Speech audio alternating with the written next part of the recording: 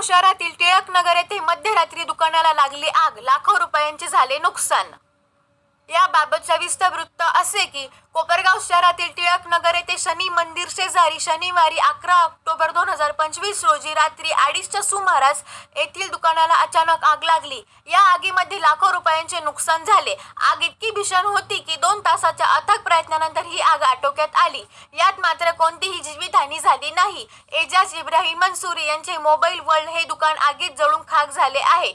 यामध्ये लाखो रुपयांचे नुकसान झाले। मोबाईलसह इलेक्ट्रॉनिक वस्तूंचे दुकान होते। यामध्ये टीव्ही, फ्रीज, कूलर, विविध इलेक्ट्रॉनिक वस्तू जळून खाक झाल्या आहेत। त्याचबरोबर मीना देवीदास लहिरे यांचे स्वस्त धान्य दुकान होते। या स्वस्त धान्य दुकानाला देखील आगीने विळख्यात घेतले होते। यात मोठ्या प्रमाणात धान्य जळाले। चंद्रकांत बाबूराव मोरे यांची ईश्वरी लेडीज टेलर्स आणि इलेक्ट्रिक दुकानाचे देखील आगीत नुकसान झाले। दीपावलीच्या सणांमध्ये झालेले नुकसान अत्यंत मोठे नुकसान झाले आहे। मंसूरी यांनी नुकताच दीपावली निमित्ताने मोठा माल भरला होता। आग इतकी भीषण होती की यात संपूर्ण दुकान जळून भस्म झाले आहे। दिवाळीचे राशन स्वस्त धान्य दुकानात भरले होते, ते देखील मोठ्या प्रमाणात जळाले आहे। मोरे यांच्या दुकानात महिलांचे कपडे जळून भस्म झाले आहेत। आग लागल्याचे कळताच येथे कोपरगाव नगरपालिकेचे अग्निशमन दल त्यांच्या मदतीला सहकार महर्षी शंकरराव कोल्हे सहकारी साखर कारखाना अग्निशमन दल धावून आले। त्याचबरोबर कोपरगाव शहर पोलीस यांनी या ठिकाणी मोठी मदत केली। पोलीस देखील आग विझवण्यासाठी धावत होते। आग इतकी मोठी होती की सुमारे 2 ते 2.5 तास आग विझवण्यासाठी लागले। यामध्ये मात्र कुठलीही जीवितहानी झाली नाही। आगीचे मोठे लोळे या ठिकाणी उठत होते। कोपरगाव नगर परिषदेचे अग्निशमन दलाचे फायरमन प्रमोद सिनगर, विशाल कासार, संजय विधाते, प्रशांत शिंदे, कोपरगावचे शहर पोलीस स्टेशनचे पोलीस उपनिरीक्षक संदीप सोने व त्यांचे कर्मचारी, वीज वितरण मंडळाचे कर्मचारी, 108 आरोग्य विभागाचे ॲम्ब्युलन्स कर्मचारी धनवटे उपस्थित होते। सर्वांनी मोठ्या प्रमाणात अथक प्रयत्नाने आग आटोक्यात आणली।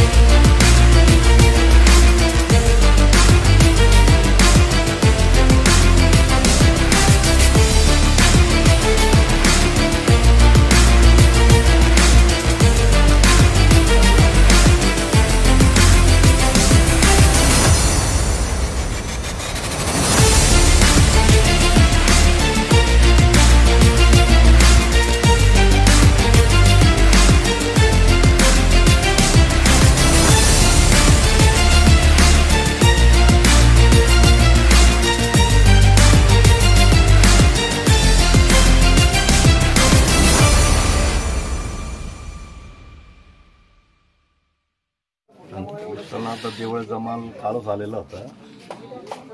आता हा जनतेचा माल आहे। शासनाच्या आता रिस्क आम्हाला त्या मालाची आता पंचनामा वगैरे कारवाई आताच फायर फायटर वगैरे नगरपालिकेची माध्यमातून आग विझवण्यात आलेली आहे। परंतु आता पुढील ज्या नुकसानसाठी आहे आम्ही रिस्क आमचे जे सब इन्स्पेक्टर आहे त्यांना आम्ही कळवलेलं आहे।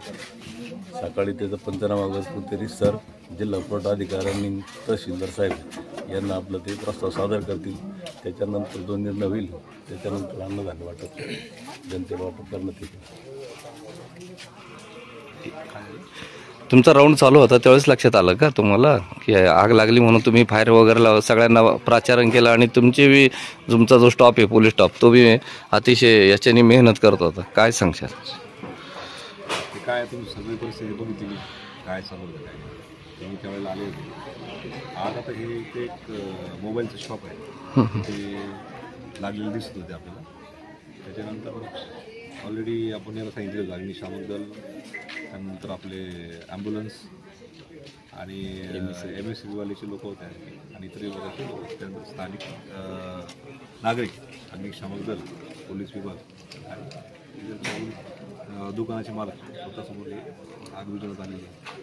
जी काही कायदेशीर कारवाई ते वरिष्ठांच्या मार्गदर्शनात आणि ज्यांचं नुकसान झालं आहे.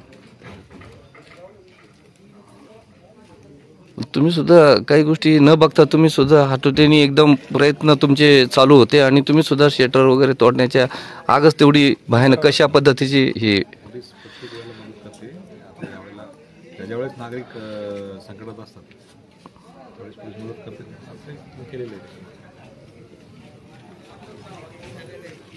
कपडे आले होते, काही काढले आता काही आता उद्याच समजा काय गेलं ते वॉल पिकोला साड्या ब्लाऊज आणि ब्लाऊज वगैरे शिवायला आले. मोटर भरायला लागले होते. इलेक्ट्रिक मोठे रिपेअरिंगला आगीचं कारण काय असू शकतं अंदाज माहिती नाही. आता इथून आम्ही 1 किलोमीटर अंदाज काही दिवस येतो उद्या सकाळी पंचनामा होईल. तरी अंदाज नुकसान तुमचं काय काय वाटतं? सकाळी जेव्हा उजेडच बघेल तेव्हा सगळा अंदाज हा काय अंदाजे काहीच सांगता येत नाही. कारण खूप काम घेतलेलं होतं. काही काम रात्री 10 वाजेपर्यंत दुकान चालायचं. त्यामुळे आता तो सकाळी सगळा अंदाज घेतल्यावर कळेल की किती नुकसान झालं.